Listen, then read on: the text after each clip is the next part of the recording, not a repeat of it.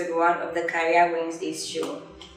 Wednesdays are connectors of the week, and our goal is to connect the past, the present, and the future of careers to make sense to you, the young African, and enable you make the right decisions and develop accordingly. Today would be redefining careers. What at all is a career? Is there a starting age? With the surgence of remote work and freelancing and digital jobs, what does it mean for you as a young Ghanaian and as a young African? Our guest today is Mrs. Asabea Adjare Agbenu. She's a managing partner at Windrow, a consulting firm that specializes in service strategy, corporate communications, and training. She's a public speaker who has been featured on platforms like TEDx KNUST, TEDx Fintechs Women, Accra Youth Summit, Startup Dialogues, and a whole lot more. She's very passionate about mentoring young people, and she'll be speaking to us today concerning what a career means to us today. You're welcome, Asabea. Thank you, and it's good to be here. Yeah, good to have you too. Great. So we would want to know, how would you go about your presentation today? What would you be telling us? What do you have for us? Well, I think that for your audience, what is particularly important is how to chart a path to a meaningful career. And what is meaningful depends on the individual. And so I would like us to spend some time talking about what a meaningful career is. And then we can begin to talk about all the other things, like what the starting age should be, how careers are being redefined by social standards, by technological advancement, by how we're redefining our own education. And so those are some of the things that we'll talk about. I think that the essence of what we would want, and what I hope that everyone takes away from this, is that they are able to connect the dots in their own path to a fulfilling, meaningful, and impactful career that has benefits for themselves, for the society, and for the people around them also. Sounds like we'll be having a lot of fun here today. Hopefully. Sure. Also, to start, a lot of people have heard career thrown about, but it's a word most people don't understand. So maybe you could throw a little more light on what a career means or what a career is. I'm not one to use dictionary meanings a lot. And so when you go on the internet or you pick a dictionary, there are what I would call encyclopedic definitions of the word. But like I said, a career is something that puts food on the table at the end of the day. I think that's what I should say. It puts food on the table at the end of the day, but it also impacts you and impacts society positively. So it's something that you pursue in order to feed yourself, but it should also be something that has meaning to you and to other people. Whether it does or not is another matter, but people pursue careers, or it's the profession that you have at the end of the day. What you wake up in the morning, get dressed, and go to work to do, that's a career that you have for yourself. You can choose to define your career path and all of that, which is also another subject matter altogether. So anything that you wake up and you go to work to do is your career. You can determine whether it will stay that way or you will redefine your course. But essentially, that's what a career is. So based on the understanding I'm getting now, we have students who are probably doing some freelance work and all of that. So in such situations, the fact that it is bringing money to them or putting something on the table for them, they can't call it a career even though they are in school. Absolutely. There are people who have well-fledged careers, who have pursued their careers for 10 years and they go back to school. So you can have a career from as early as 5 if you're well predisposed to do that. But you have to determine at what point in time what takes prevalence over the other. Okay. So you can decide that you're a student or you're an entrepreneur. You decide. But once you say you're a student, if the defining scope of your existence is that you're a student, then you haven't defined your career yet. Okay. Maybe after you're done with school, you will come and pick up and actually pursue your career. Okay. So then taking any career path passively whilst in school could be maybe like a form of internship that is training you for the Absolutely, future. that is defining your career. And we've talked that word about a bit, so if I may speak about it Sure. a bit. I think that we have a lot of people who work, but not a lot of people have defined their careers. We have a lot of people who are working and say, I'm a banker. That's the career that they have or they're pursuing, but they haven't defined it. Once you define your scope and you define, even in banking, there are various aspects. There's credit, there's relationship management, there's corporate banking, there's investment banking, there's oil and gas. So there are various sectors to it. There's retail, there's the various sectors to it. So once you define your scope and you give yourself the borders, that defines what your existence will be and what your path will be. Interesting. So to just go on, we have spoken about what the career is, and I'm learning it is more about the scope. The scope is the most important thing in defining the career. Because you meet people who say, I'm a banker, entrepreneur, doctor. They have about 10 things they're doing. They haven't defined a scope for themselves. Okay. They haven't defined what makes sense to them. And what actually is a career that they've picked up to do. People can have two careers because they've defined their path and are channeling that into two, if I can call them, lanes. Okay. So those things are important because for a lot of people, if you don't define it, you get distracted. And so one day you meet them and they're an entrepreneur, the next time you meet them, they are working with a bank and they're a banker, now then you meet them and they're a lawyer. You can evolve in your career, that's understandable, but you shouldn't have misplaced career personalities, and that, makes you sort of distracted from the journey, because we have only a limited time in our lives. You can spend 20 years of your life finding a career path, even though people do. You can't spend all your time saying, I'm looking for myself. It's not productive and it doesn't work. So lastly, I would want us to, before we take the questions we got, I would like us to speak briefly about building a career and building a career of influence. So building a career, a lot of people, I've heard this word being thrown about a lot, building a career of influence. And people being passionate about what they're doing. And so there's a sort of disposition to say, I want to be passionate about something really good. Unfortunately, life operates on the other setting, which is that your passion will wane if you're hungry. So people need to understand, or young people need to understand that as young people, our ideas about building a career, you can have a passion that feeds you, and I have been lucky to get that with what I do at Windrow. But I like to draw a connection between that and the education I am getting. It doesn't mean that if I finish and I become a lawyer, I have misplaced that passion I have. It just means that I have redirected that passion into something else.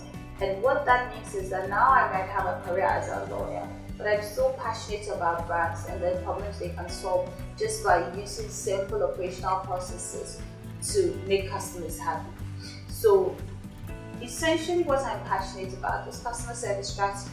But what I know that I can make more money, or I can feed myself out of, maybe the law. It's not necessarily true because I built a very successful bank with Windrow. But let's take it that Windrow couldn't feed me. I might not have to abandon it totally. And so if you have a career of influence and passion that has that fulfills you emotionally and psychologically, but doesn't feed you. What you should probably try and do is build a multiple career stream where you get money from one and you get fulfillment from the other. That satisfies you in both ways. You realize that as you go along, the universe itself churns out the path for you. And every lesson you've learned, sometimes people have a career they hate and then they end up falling in love with it. People have a passion that's not earning money and then they go and do a career they hate and find a way to combine the two and make it work. So you shouldn't abandon your passion. You also shouldn't abandon the idea of finding a career that fits you. I saw this online and I love it and I just want to share. It's a Venn diagram and I wish that we could show that, but we can't. But there's a nexus between that which you love and that which the world needs. And it says that's your mission. Then the nexus between that which the world needs and that which you can be paid for is your vocation, which is sort of the career that we're talking about. Then that which you're good at and that which you can be paid for is your profession. So your career path, you do it with the profession. So your vocation and your profession, there's a nexus between those two also. And then that which you are good at and that which you love is your passion. And you must be able to, so it's a Venn diagram with all the parts connected. You must be able to find something around all of these ones to build a full, fulfilled career for yourself. And the sustainability of your own sanity and your pocket depends on you balancing it. It's not easy, but as you go, you learn. So essentially, that's what I think. Because people are obsessed with their passions now. But after 2 years, you meet them and they look like the world turned on its head because your passion can't feed them. But if you're able to build the nexus between all of these things and connect the dots, what it does for you is that it builds you and gives you a complete scope that you yourself can be satisfied with. And in the end, that is what is most important, that you are happy. Essentially, that's what is important. Sounds very interesting because I think what I picked from this is that your passion will win if you're hungry. That's like a very dope line. It will, definitely. Because if you continue doing something for passion, and you're not really getting paid for it, even though you are fulfilled, at the end of the day, you may get so hungry, forget about the fulfillment and probably end up doing something worse. Passion doesn't cure hunger. Early in my career, someone told me that. He asked me, and I am blessed to have had that advice because I would go and do freelance work for clients and not charge them a dime because I was excited that they were implementing my ideas.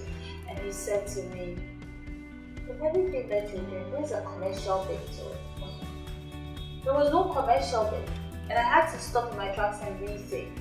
And he said, "Passion doesn't feed you, it doesn't cure hunger."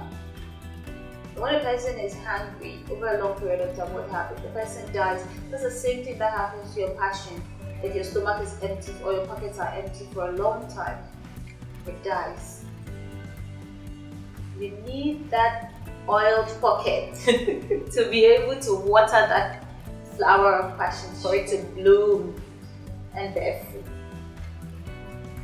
So build influence with your passion and make money with your career. I think that can work.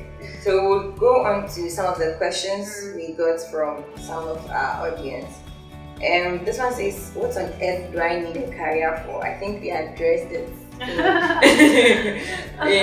in our discussion, because I remember you saying that it would make money for you and then it makes impact socially. Why wouldn't you need a career unless? I remember recently somebody saying that even being a housewife is a career. Unless you want to be a guy that stays in your room, you want to be a hermit, and then you die of starvation, you do need a career.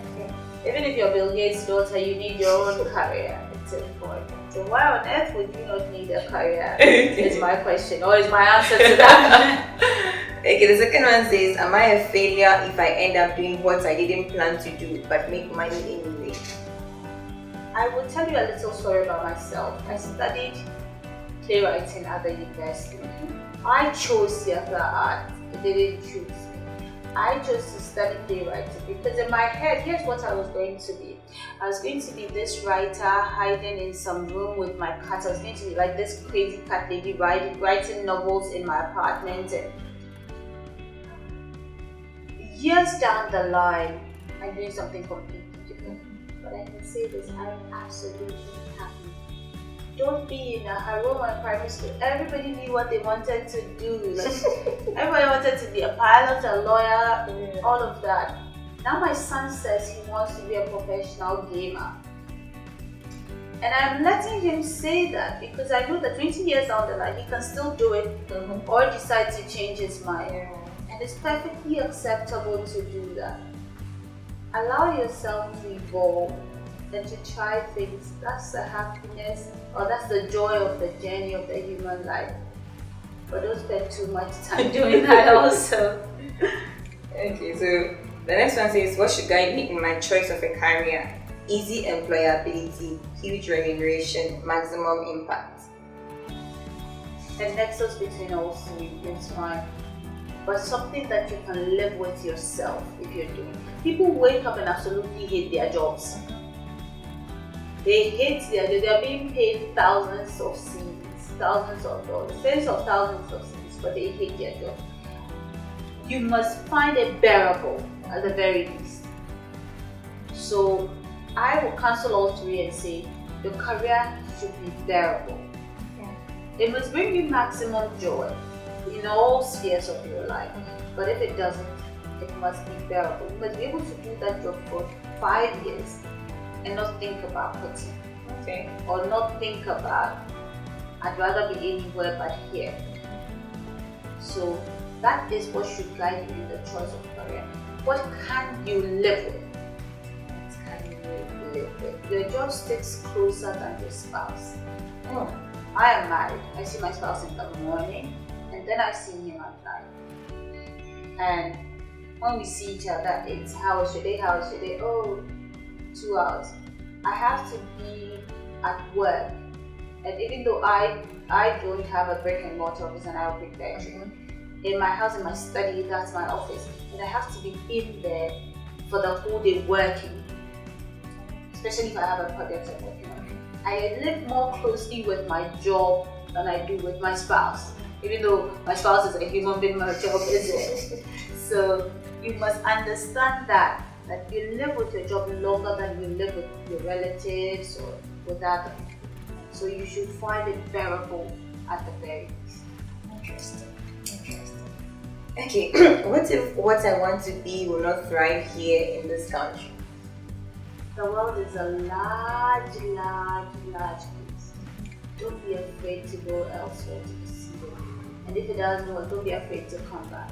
And understand this, we might not be there now, but if you have the patience and the resilience for it, while you're doing that, you can be doing something else that fits you.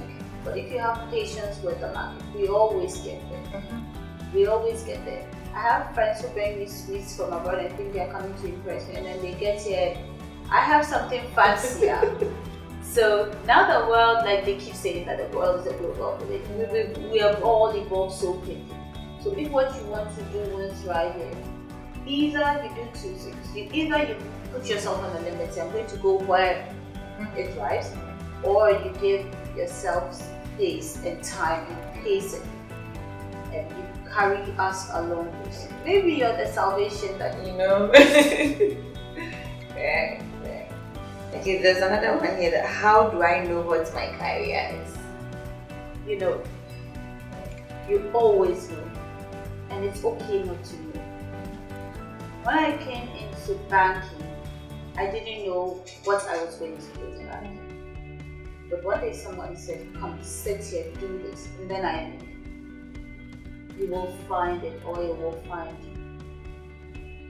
But in that time when you're waiting for it to find you, or for you to find it, you should give yourself space to try things until you find it. Because a lot of life coaches, I'm not a life coach, and a lot of I hear a lot of life coaches saying that, what are you passionate about? Sometimes you're a human being and you don't even know what you're happy about. Like a lot of things make you happy, and a lot of things make you upset, and a lot of things make you happy, but you don't want a career in it. You're confused. Forgive yourself and give yourself time and space, and don't be carried away by that idea that everybody knows what they're doing. 90% of us don't know what we're doing. We're all in the dark, touching the wall and trying to find our way out. Life is too short for you to compare yourself to other people. Make your journey, find yourself along that journey. You might find it when you're 60, but you might be more fulfilled for the last maybe 20 years of your life than somebody has been from age maybe 30 to 70 or 80 years. Give yourself time and find it. Yourself time and space, and you find it. Can my career be different from what I'm passionate about? I think we have touched on this already. Yes. What should I do when my parents don't like my career? You have to understand that there were lots of choices that my parents wanted me to make. I remember when I was going to the university to study fine arts, and my dad was really upset. And he said, "What do I tell my friends? That you're doing odontology at the university?" And he didn't get it. All through the time I was in school, he ranted and raved about it. You're brilliant, I don't know what you're wasting your life for, And then they started asking me, African authors, how many books do they sell? How many people buy books? Here's what I did for myself. When I finished school, I went through national service and I went to find a job. And I told myself, I will work for a while, but I will come back and write my books. I never ended up writing my books. And now in a way I realized that my parents were right. The parents always want what is best for you, even when you think they don't or they don't understand. So you always have to try and ask yourself, why are they saying what they're saying? What have they seen? And can you find a way to combine what they want for you with what you want, such that you placate them in a way. Subsequently, either they will come around or you will. But one of you will, by all means, do it. So there's always a point of convergence. Find it and then try to manage the situation. We get very emotional about our passion, and when we're 18, 20, 22, 25 years, we're so excited about life and we are all about, I'm an adult now. No, you're not. So find a way to blend what they want for you with what you want for yourself. And when you sit down and you stop being emotional about it and you start being rational, you realize that there's a way to placate them. There's a way that you come behind it, and you find that. Okay. And someone wants to know about the relevance of personal development in career progression. Wow. Okay, I'll tell you this. Picture an anthill. Okay? You see millions, thousands, hundreds of thousands, or millions of ants on an anthill. And each ant is going and coming, going and coming, going and coming, going and coming.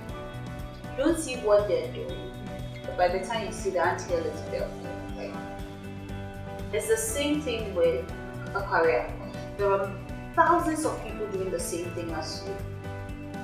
You have to find a space to develop yourself personally, such that you stand out from the crowd. Because as you go up in your career, it's a sphere, it's a pyramid. Yeah.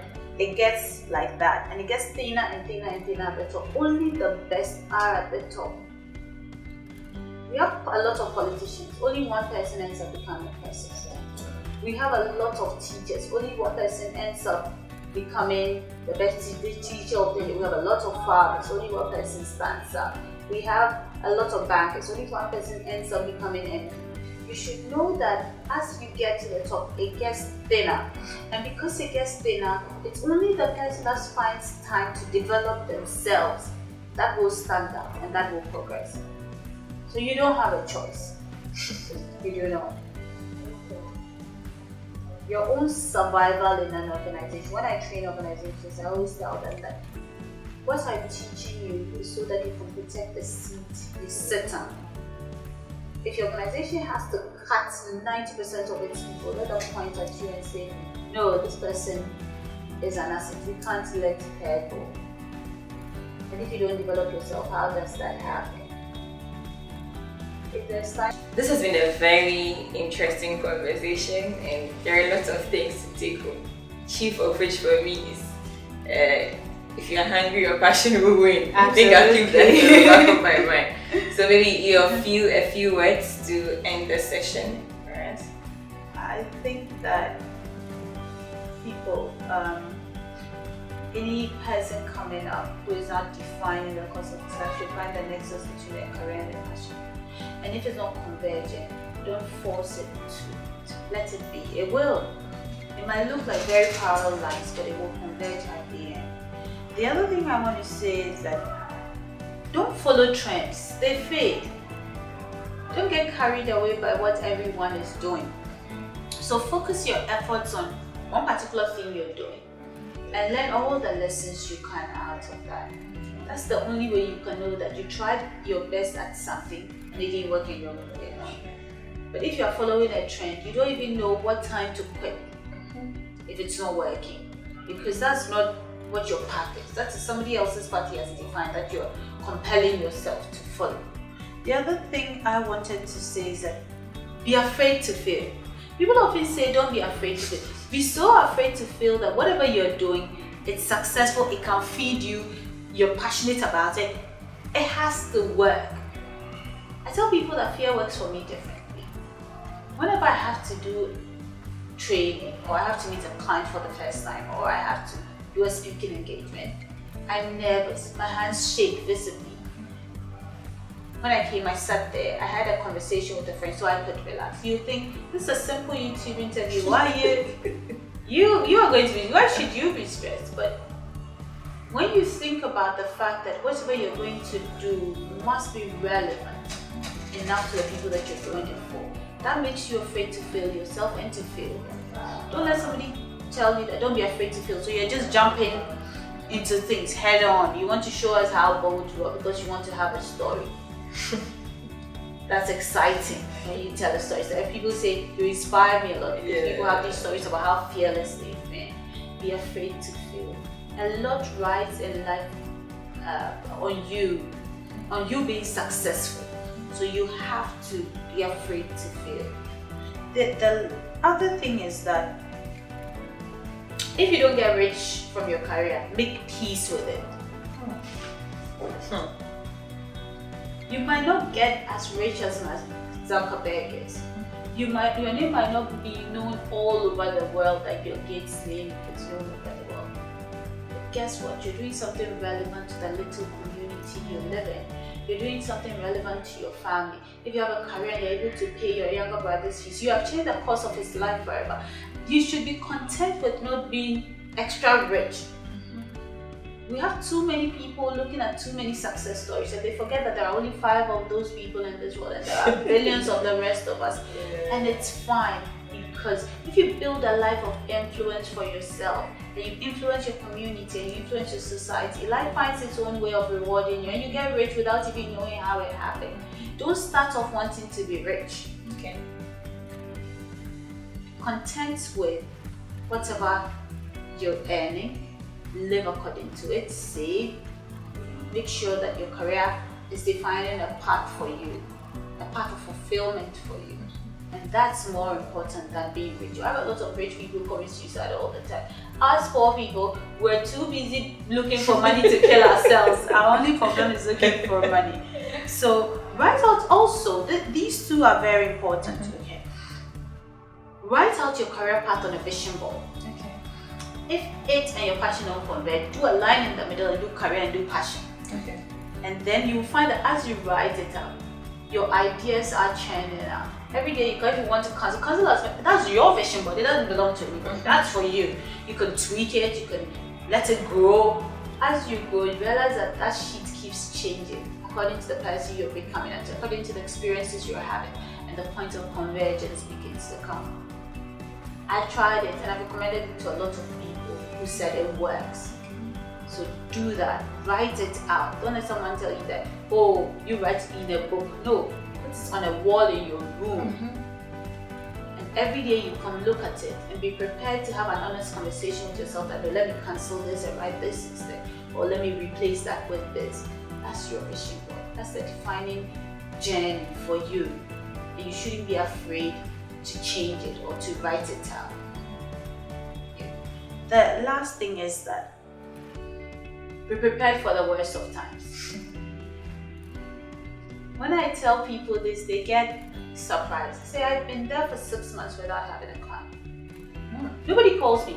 And then the moment I have a client saying that, oh, we're going to engage you for 3 months, and another client comes around the same period and says, I want you for this same period. And I'm thinking, where were you? Where were you for the 6 months that I was sitting here waiting for a client? What I have learned is how to manage my money, how to build capacity in the time that there's no one coming.